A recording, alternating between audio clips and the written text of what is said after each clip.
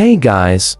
Today let's learn how to send voice messages on the X app. So if you guys would like to go ahead and send voice messages over onto the X application in this video tutorial, I'm gonna teach you guys how to do this step by step. So please watch this video until the end to find out just how. Alright guys, so the first step in order for us to do this is to go ahead and launch the X application. So it's right here. And then what I want you to do next is to go ahead and proceed to your preferred DM section. So once you're over onto your X application, I want you guys to proceed to the messages option right here on your messages tab. And I want you to proceed to the preferred person that you want to go ahead and send the message to. Now, in this case, I want you to proceed to, of course, that specific person that you want to go ahead and send the message to. And then once we are already there, let's go ahead and just basically use the option to send a specific voice message to that person. So let's say, for example, that I want to go ahead